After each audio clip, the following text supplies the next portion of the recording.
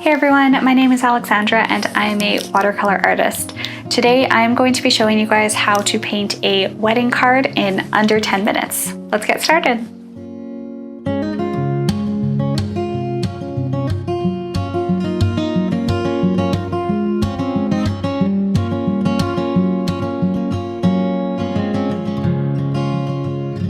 For supplies today, you guys will need 2 cups of water. I have 1 for clean, 1 for dirty water, a napkin for drying your paintbrush. For paintbrushes, I'm using Princeton rounds, numbers 2 and 6. Paper, I have 140 pound cold press watercolor paper. And lastly, for paint, I'm using Philosophy and Co's terrain palette. Because we're going to be painting florals, really you guys need some greens and then any colors you want for flowers. So the first step for you guys is optional. I have my pencil here, so what I'm going to do is sort of about an inch away from the edge of my paper with a really light line with my pencil. I'm going to just draw a rectangle, and this is just going to be our frame that we'll use for our flowers. We're not going to be following it exactly, so make sure to keep your pencil line light. That way it's easy to see what we're painting underneath. So to start, I am going to jump straight in with some flowers. You guys are welcome to paint any kind you want, any style you want, but I will give you guys sort of the framework on how to do it and make it look really nice and cohesive. So to start, I'm going to use my yellow paint, and just at the center base here, I'm going to paint the center of my flowers, of my main focal flower. And then I'm actually going to do the exact same thing on top.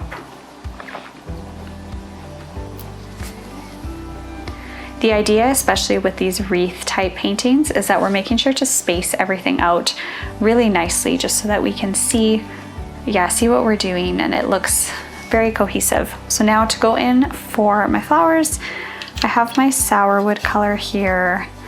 And I'm actually going to mix it with a little bit of purple. I want to go for a slightly magenta color.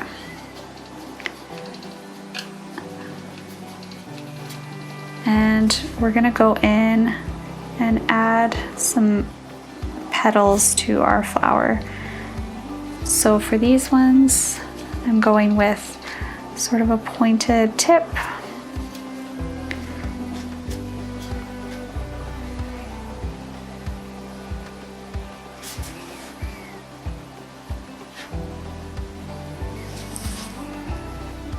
And I'm just bringing that in towards the center. Same idea, I want everything to look really loose and whimsical. And you guys will notice once you put everything together, it looks nice to kind of have very loose florals. Okay, so that is a perfect starting point. Now we're gonna jump in and start adding some leaves and things, and we'll just slowly fill out our wreath. So going into my balsam green here mixed with a little bit of vine leaf. And I switched to my bigger brush just so that I have a little bit more freedom with my leaves. So attached to this one, I'm going to start with the tip of my paintbrush down and do a nice little wavy leaf attaching. And I might do another one just above.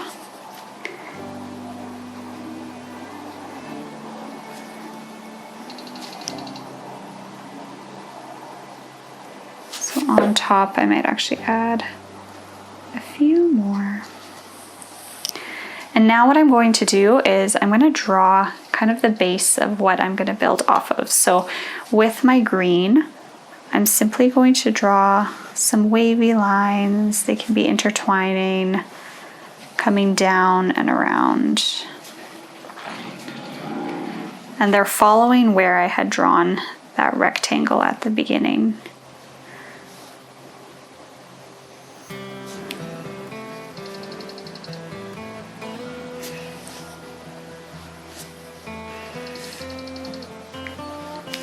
Now the idea with this painting is that you guys will be able to add the initial of the couple whose wedding that you're going to, and you guys can truly cater the colors of your florals to whatever you'd like. So now that I've done that, we're just gonna go in and add a bunch of little flowers. So in with my blue.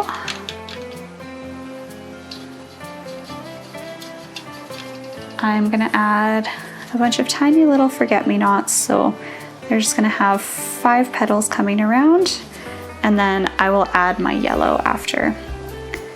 So the idea is that I'm spacing them relatively evenly around my painting. I can cluster some, I can have some on their own.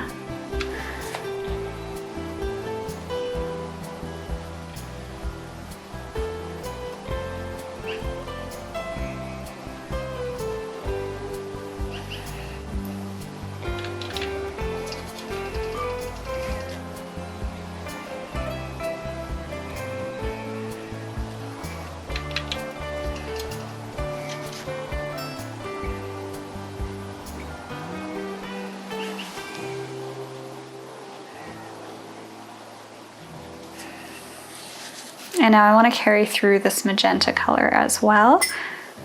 So going into that one that I mixed,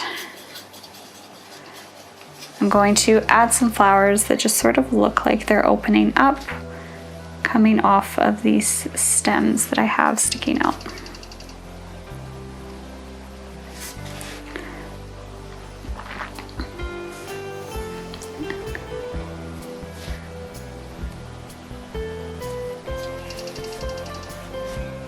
And I can add a few extra ones kind of above and below.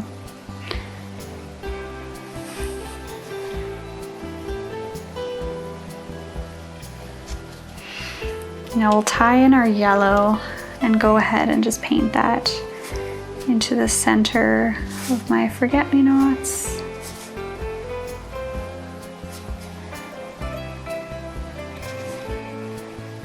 Fun thing with this is that you truly can be messy with it, and as it all comes together, it starts to look really, really pretty and whimsical. So now I'm gonna go in with some little red flowers, and I'm gonna do the same idea as these magenta ones and just have them be sticking out.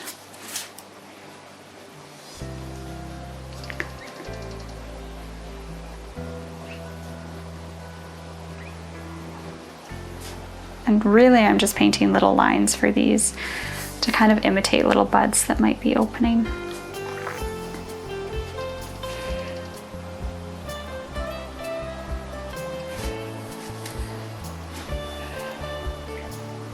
Okay, so now that we've painted those in, we are going to go in and add a bunch of leaves.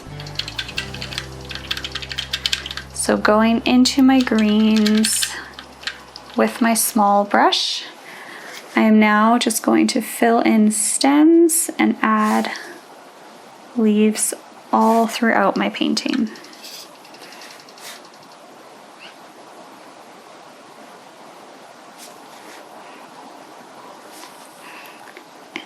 I like to do these a little bit more long and skinny just so that they look very elegant. And depending on what style I'm going, sometimes I'll stick with more neutral colors, sometimes I'll go even more bright and vibrant.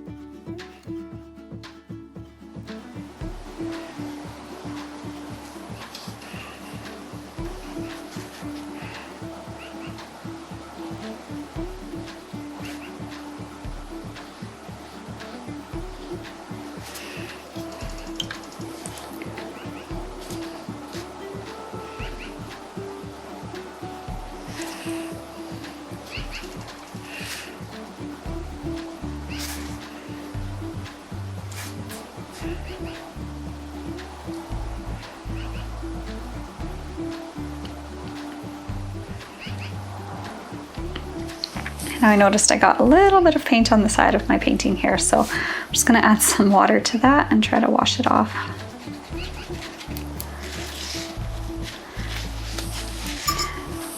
And then I want to add just a tiny bit more detail to my flowers that are a bit more of my focal point here. But otherwise, everything else I'm going to leave. So to these ones, I'm just really defining the petals by adding some very fine lines into them. But I actually don't mind if they're not too detailed, because it does really tie in with everything else.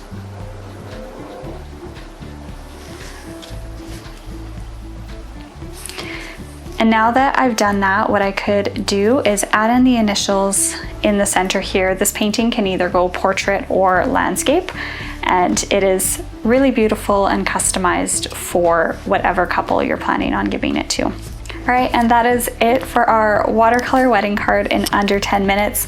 This is something that if I'm short for time and want to just quickly get it done, it's definitely easy to do in a short amount of time. If I have lots of time on hand, then what I would do is add a ton of detail and really spend a lot of time on each flower. But this is one that I love because even when you keep it simple, it truly is so beautiful and it is so personalized to the people that you're giving it to. I hope that you guys enjoyed this tutorial. If you want to see more videos on cards for either weddings or bridal showers, make sure to leave a comment below and let me know. Lastly, if you haven't already, please like this video and subscribe to this channel. It really helps me as I keep going with making tutorials for you all. I'll see you next time.